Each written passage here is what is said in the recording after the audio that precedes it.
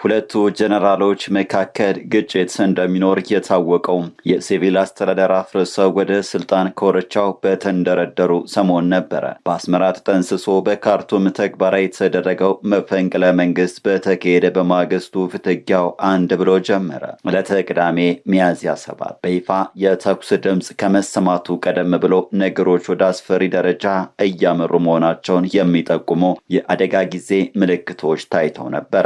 ሁለቱም ተፋላሚ ኃይሎች ለውጊያ የሚሆናቸውን ኃይል ሲያንቀሳቅሱ ከርመዋል። በውጊያው ወቅት ሊያጋጥም ለሚችል አደጋ የሚሆን የደም ክምችት ከማጠራቀም አንስቶም የሎጂስቲክስ አቅርቦት የማመቻቸትና መሰል ስራዎች በሰፊው ተግባራዊ ተደርገዋል። ግጭቱ ከመቀስቀሱ ሁለት ምሽቶች በፊት በረመዳን ቀናት የሚታየው አይነት የምሽት ግርግር በካርቱም ካፌዎችና ሬስቶራንቶች አለመታየቱም ነገሮች ወዴት እያመሩ እንደነበረ አስረጅ ነው ይባላል። በዛ መልክ በጀነራል አብዱል ፈታህ አልቡርሃንና ጀነራል መሐመድ ሐምዳን ዳጋሎ ኃይሎች መካከል የተቀሰቀሰው ግጭት ዓለም አቀፍ ቅርጽ መያዙ ከባድ መዘዝ ያስከተለ ሆኗል። ፍልሚያው በውጭ ኃይሎች ግፋ ብለው የሚታገዝ መሆኑ ለሱዳን ዕጣ ፈንታ ብሎም ለአፍሪካ ቀንድ ከባድ አደጋ ያዘለ እንደሚያደርገው በመገለጽ ላይ ይገኛል። በእርግጥ ግን የአፍሪካ ቀንድን አስፈሪ ጦርነት የሚመሩት የሱዳን ጀነራል የመጨረሻ ግብ ምንድን ነው? ከጀርባቸው ሆነው ፍልሚያውን የሚያስተባብሩ አካላት ማንነትና ፍላጎትስ ምንድን ነው? ሱዳን ለምን ይህንን ያህል የሀያላኖቹ መፋጠጫ ሆነች? ይህ ቪዲዮ እስከ መጨረሻው ከተከታተላችሁ ለእነዚህና ሌሎች ተያያዥ ጥያቄዎች የተብራራ ምላሽ የምታገኙ ይሆናል። ላይክና ሰብስክራይብ እያደረጋችሁ አብራችሁን በመዝለቅ ጥንቅራችንን አድምጡ። ጀነራል ሄሜቲ ከኦማር አልበሽር የስልጣን ዘመን አንስቶ ተጽዕኗቸው ጎልቶ የቆየ አደገኛ የጦር አመራር ለመሆናቸው ተቀናቃኞቻቸው ጭምር የሚመሰክሩት ጉዳይ ነው። በጦር ሜዳ ብቻ ሳይሆን ወዳጅ በማፍራት ኃይላቸውን በማደራጀትና በማዘመን የተካኑ እንደሆኑ ይነገርላቸዋል። የዛሬውን አያድርገውና በሐምዶክ አስተዳደር ላይ መፈንቅለ መንግስት ያሰናዱት ከኢሳያስ አፈወርቂ ጋር በመመሳጠር መሆኑንም መረጃዎች ያሳያሉ። ከመንግስት ፍንቀላው በኋላ ግን ጀነራሎቹ ፍቅራቸው ብዙም ሳይዘልቅ መሳሪያ ተማዘዋል። አንድ ለእናቱ የሆነችውን የስልጣን ቦታ መቆናጠጥና ሄሜቲ ፈጥኖ ደራሽ የሚሰኘውን ሚሊሻ ቡድን ይዘው ወደ ፍልሚያው ገብተዋል። ጀነራል አልቡርሃን በበኩላቸው የሱዳን ብሔራዊ ሰራዊትን ይዘው ሲዋደቁም ከርመዋል። የሁለቱ ጀነራሎች የጋራ ወዳጅ የነበሩት ኢሳያስም ከጦርነቱ ጀምሮ አንስቶም ድጋፋቸውን ወደ አልቡርሃን ሲያዞሩ ታይተዋል። ጀነራል ሄሜቲ በአንጻሩ ኢትዮጵያን ጨምሮ በተለያዩ ሀገራት በመዞር ደጋፊ የማሰባሰብ ዘመቻን ማከናወናቸው ይወሳል። ጀነራሉ በምዕራባውያኑ ዘንድ የሚወደዱም ባይሆኑም በዋነኝነት ኤምሬትስ ከኋላቸው አድርገው ሲዋጉ መቆየታቸውም ይነገርላቸዋል። ሄሜቲ ከሰሞኑ ዳግም ወደ ድል ተመልሰው ጦራቸው ወሳኟን ከተማ አልፋሸርን በእጁ ማስገባት ችሏል። ጀነራሉ ከኤምሬትስ በሚለገሳቸው ዘመኑን የዋጁ ሰው አልባ አውሮፕላኖችና በገዳይ ቡድናቸው አማካኝነት የጭካኔ ተግባራትን ይፈጽማሉ የሚል ወቀሳ ይቀርብባቸዋል። ከሰሞኑ ሄሜቲ የሚመሩት ታጣቂ ቡድን የተቆጣጠራት አልፋሽር ብዙ ሰቆቃ ሲፈጸምባት እንደቆየ የሚነገርላት የዳርፎር ግዛት ትልቋ ከተማ ነች። በአካባቢው ላይም በአረቦቹ ድጋፍ ሄሜቲ ጥቁሮቹን እየነቀሉ ነው የሚል ወቀሳ በሰፊው ሲሰነዘር ይሰማል። ትንሿ ኤምሬትስ በጀነራሉ አማካኝነት የሱዳንን ወርቅ ወደ ሀገሯ እያጋዘች በልዋጩ ከፍተኛ ወታደራዊ እገዛ እያደረገች እንደሆነም ይነገራል። ከወርቅ በተጨማሪም የሱዳን ለም መሬቶችን መቆጣጠር የዱባይ ሌላኛዋ ዓላማ መሆኑም ለማወቅ ተችሏል። በአካባቢው ላይ ያሉ ወደቦችን ከዋነኛ ተቀናቃኟ ሳውዲ አረቢያ ማስጣል የዱባይ ሰፊ እቅድ አንድ አካል እንደሆነም የሚናገሩ አሉ። ከኤምሬትስ በተጨማሪ ሞስኮም የአካባቢውን የወርቅ ስፍራዎች ለመቆጣጠር ለጀነራሉ ድጋፍ ስታደርግ እንደቆየች የሚጠቁሙ መረጃዎች መውጣታቸው አይዘነጋም።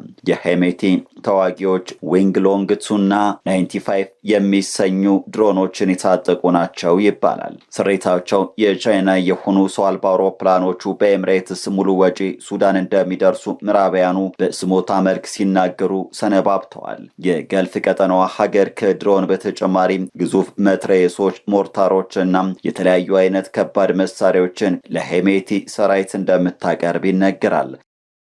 ጀነራሉ ባለፉት ጊዜያት በውጊያ ሜዳ ላይ በአልቡርሃን ሰራዊት ከፍተኛ ብልጫ ተወስዶባቸው እንደቆየ የሚታወቅ ነው። በመጀመሪያዎቹ የጦርነቱ ጊዜያት ተቆጣጥረዋቸው የነበሩ ስፍራዎችን ጭምር ሲነጠቁም ከርመዋል። ዱባይ የዛን አይነቱን መበለጥ ለማስወገድና ሄሜቲን ወደ ድል ጎዳና ለመመለስ ተግታ እየሰራች እንደሆነም ይገለጻል። ከቅርብ ጊዜያት ወዲህ አዲስ ጥቃት ለመክፈት የሚያስችሉ ጦር መሳሪያዎች በገፍ ከዱባይ ወደ ሱዳን ፈጥኖ ደራሽ የጦር ይዞታዎች እየተጓጓዙ መሆኑ ይነገራል። ይሁንና ግን ኤምሬትስ አሁንም ድረስ በግጭቱ ስላላት ተሳትፎ የሚነገረውን ሁሉ ሐሰት ነው ስትል እያስተባበለች ቀጥላለች። አንድ የሀገሪቱ ባለስልጣን ስለ ጉዳዩ በሰጡት ምላሽ ከእርስ በርስ ጦርነቱ መጀመር አንስቶ ለየትኛውም የተዋጊ ኃይል ድጋፍ ማቅረባችንን በተመለከተ የሚወራውን በግልጽ ውድቅ እናደርጋለን ብለዋል።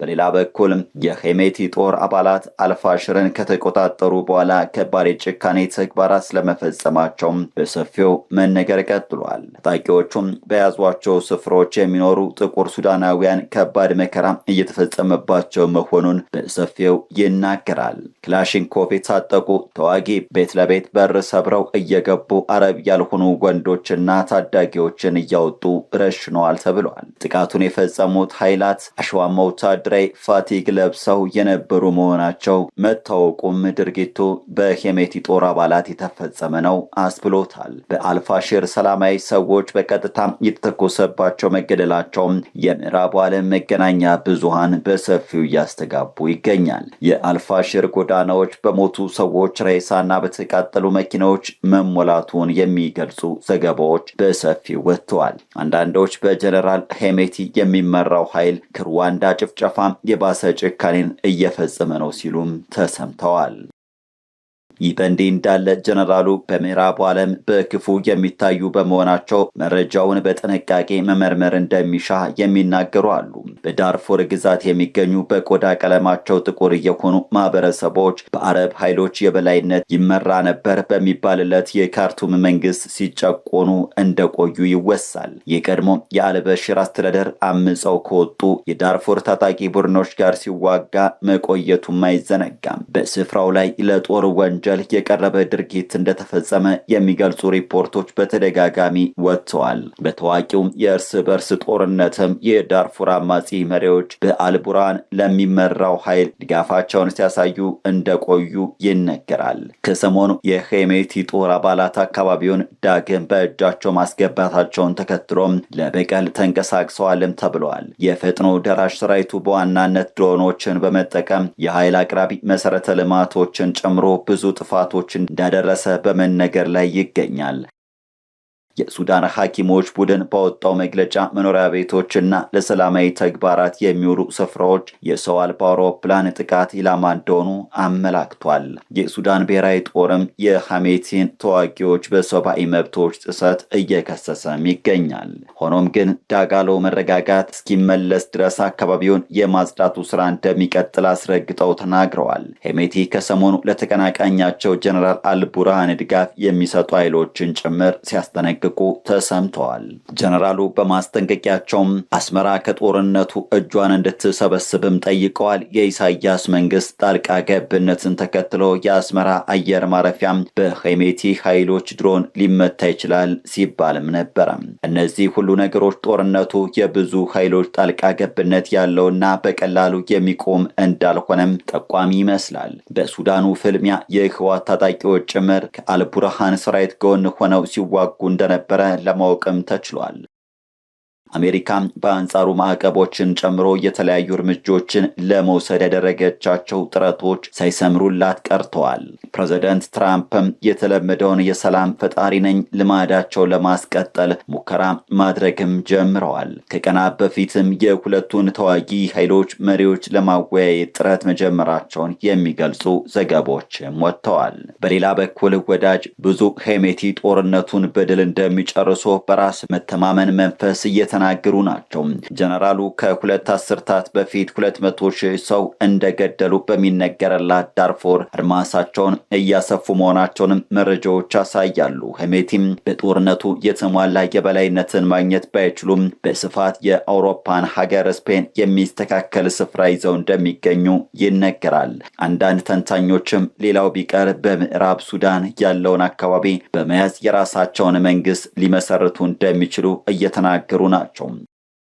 የሱዳን ጦር መሪ ጀነራል አልቡራን በበኩላቸው አብዛኛውን ሰሜናዊ የሱዳን ክፍል ተቆጣጥረው እንደሚገኙ ይገለጻል። ጀነራሉ ከካርቱም ወጥተው ፖርት ሱዳንን በዋና መቀመጫነት እየተጠቀሙ ይገኛሉ። ምንም እንኳን የተባበሩት መንግስታት እውቅና የሰጣቸው ቢሆንም ከጊዜ ወደ ጊዜ የሚያስተዳድሩት ስፍራ እየጠበበ እንደሆነ ለማወቅ ተችሏል። ሄሜቲ በአንጻሩ አብዛኛውን የዳርፉር ግዛትና ኮርዶፋን ከተማ ጨምሮ ምዕራቡን ክፍል ይዘው ለተጨማሪ ድል እያጓሩ ናቸው። በአጠቃላይ ሲታይ ከ2 ዓመታት በላይ ያስቆጠረው ጦርነት በዚህ መልኩ በሁለት ጀነራሎች ግብ ውስጥ ተሰንቅሮ መቆሚያው የተቸገረ ሆኖ ይታያል።